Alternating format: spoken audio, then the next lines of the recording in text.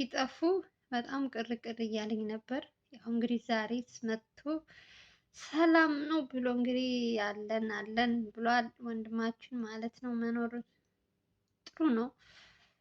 ጥሩ ጥሩ ሰዎችን እግዚአብሔር ያብዛልን። ለሰው የሚሰጡ ለተቸገሩ፣ ለተራቡ የሚያለብሱ የሚያበሉ ሰዎችን እግዚአብሔር ጨምሮ ጨማምሮ ይስጣችሁ እላችኋለሁ። እውነት በጣም ደስ ይላል። እንግዲህ ሄርሜላን እንግዲህ ብዙ ጊዜ አንዴ አቅርቧታል ለሆነ ሰው ስትረዳ፣ አሁንም በሁለተኛ ዙር እንደዚህ ለእህታችን ቤት ስትገዛ ደስ ይላል። እውነት እግዚአብሔር ይስጥሽ ሄርሜላ ማለት ነው። ያው አንዳንድ ጊዜ ለተሰጣችሁ ነገር ማመስገን ግድ ነው። ሁልጊዜ ያጣነውን ብቻ ማማረር የለብንም። ለተደረገልን ነገርም ማመስገን ግድ ስለሆነ ማለት ነው።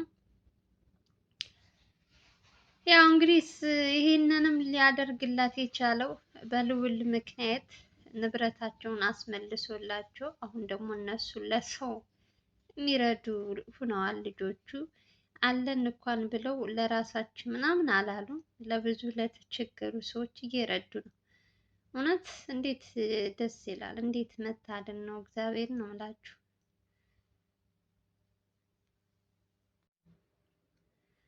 እና ልዑልንም እግዚአብሔር ይስጥህ ወንድማችን፣ በአንተ የመጣ ነው። አንተ እንደዚያ መከራ አይተህ ንብረታቸውን ባታስመልስላቸው ኑሮ አሁን ላይ እነሱ ለሰው ለተቸገሩ ባልደረሱ ኑሮ እና ክብር ማለት ከእግዚአብሔር በታች አንተንም ማመስገን አለብን።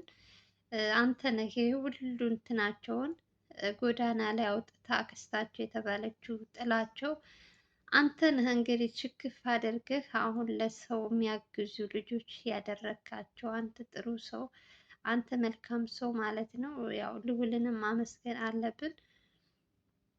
ስለ ሁሉም ነገር እግዚአብሔር ይመስገን። አንዳንድ ጊዜ በምታረጉት ነገር ትፈተናላችሁ። ደግሞ በፈተናችሁ ደግሞ ጥሩ ነገር ሲገጥማችሁ ደግሞ ደስ ይላል። ያው ሁልጊዜ ጥሩ ነገር አንጠብቅም። አንዳንዴ ፈተና አለ። ፈተናው ደግሞ ለመልካም ነገር ነው ብለን ካሰብንን ደግሞ እንደዚህ ሳታስቡት ባላስባችሁት ነገር ሰዎችን ታስደስታላችሁ ማለት ነው። በጣም ደስ ይላል። ሲኖራችሁ መስጠት ደስ ይላል። ሰው ተቸገርኩ ተቸገርኩ ሲል ነው እንጂ ሲኖረው ሲሰጥ ሲያካፍል በጣም ደስ ይላል። ትልቁ ይሄ ደግሞ የኛ ባህላችን ነው፣ መስጠት ማካፈል እና እግዚአብሔር ይመስገን።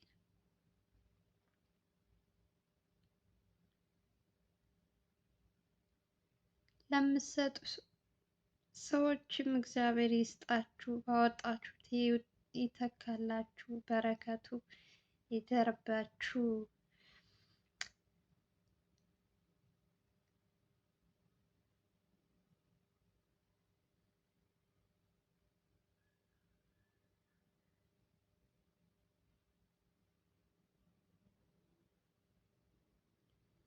እንግዲህ እየገባችሁ ሁላችሁም ኮሜንት ስር እየጻፋችሁ ሄርሜላን እናመስግኗት፣ እንዲሁም ልዑልንም ሁላቸውንም አመስግኗቸው ማለት ነው። እንግዲህ እህታችን በባዶ እንትን ላይ ሸራ ወጥራ ስትሰራ እንደማንም እንትን ጥለሽ መሄድ ትችያለሽ። ግን አንዳንድ ሕሊና ያለው ሰው እንደዚህ ቆም ብሎ አስቦ ቤት እስከ መግዛት ድረስ የደረሱ ልጆች ናቸው እና የትንሽ ትልቅ አሳቢ ናቸው። ሄርሜላ እውነት ቃል የለኝም። ለእህታችን ስለረዳሻት እናመሰግናለን። እንዲሁም ልዑልም እናመሰግናለን። በአንተ የመጣ አንዳንድ ጊዜ ለማውራት የሚከብዱ ነገሮች አሉ። የሄርሜላ ወደ ኋላ ሆናችሁ ስታዩት እንግልቷን ምናምን ስቃዩን ስታስቡ፣ አሁን ላይ ደግሞ ለሰዎች እንዲህ ስታግዝ ስታዩ በጣም ደስ ይላል። የእውነት ሲኖራችሁ ለሰው መርዳት እግዚአብሔር ላደረገላችሁ እንትን እንደዚህ በዚህ እንትን ስትሉ ከዚህ በላይ ደስታ የለም። ሰውን ከማስደሰት በላይ ምንም ደስታ የለም እና ለምትሰጡ ሰዎችም እንዲሁም እውነት እግዚአብሔር ጨምሮ ጨማምሮ ይስጣችሁ እንላለን። እንወዳችኋለን። ብቻ ክበሩ ክበሩ፣ ወደ ኋላ አትበሉ። ለመስጠት ካለን እንስጥ። እውነት ትልቅ በረከት ነው መስጠት። አንዳንዴ እኛ ዝም ብለን እንትን እንላለን እንጂ እንደ መስጠት በረከት እንትን የለም።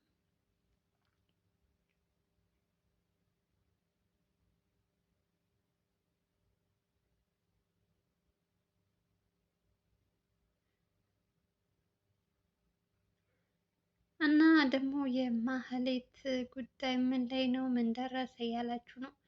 የማህሌት ጉዳይ ደግሞ እንግዲህ ነገ ወይ ከነገ ወዲያ ጠብቁ፣ አዲስ ነገር አለ እያላችሁ ነው። ለሁላችን እንግዲህ እኛም በጉጉት እየጠበቅን ነው።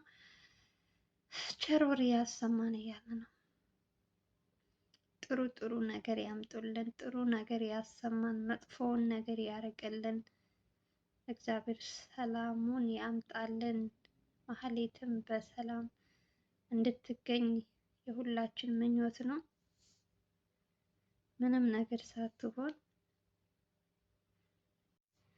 ምንም ነገር ሳይነካት ምንም ነገር ሳትሆን እንግዲህ ከመስፍን የተባለ ጉድ ወጥታ እሷም እንደዚህ ልክ እንደ ሄርሜላ ያንን ሁሉ በደሏን ረስታ ንብረቷም ተመልሶላት እንደዚህ የምትረዳ ልጅ ያድርጋት፣ በህይወት ኑራ ማለት ነው።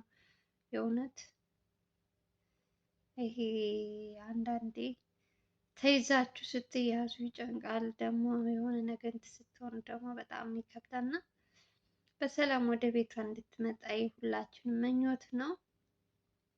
ደህናም እንድትሆንም እንጸልላለን ሁልጊዜ። ሰላም ወሬ ያሰማን። እንግዲህ ምን ይዘው እንደሚመጡ እንጠብቃለን። መልካም ዜና ያሰማን እንላለን። ለማንኛውም ጋይስ ከተመቻችሁ ላይክ፣ ሼር፣ ሰብስክራይብ እያደረጋችሁ አበረታቱን። ለምታዩልን ለምታበረታቱን ሰዎች በሙሉ ከልብ ከልብ ከልብ ነው የማመሰግነው። ሰላም ፍቅር እመኝላችኋለሁ። የኢትዮጵያ ሀገራችንን ሰላም እና ፍቅር ያምጣልን። በየትኛውም ዓለም ያላችሁ የሰው ዘር በሙሉ ሰላም ፍቅር ተመኘውላችሁ። ሰላማችሁ ይብዛልኝ። እወዳችኋለሁ። የዛሬው ቪዲዮ ይህን ይመስል ነበረ። ከተመቻችሁ ላይክ ሼር እያደረጋችሁ ግቡ። ስትገቡ ፕሊዝ ላይክ እያደረጋችሁ ግቡ። ሁላችሁም ስትገቡ ላይክ አድርጋችሁ ጀምሩ ቪዲዮን። ሰላም ሰንብቱ።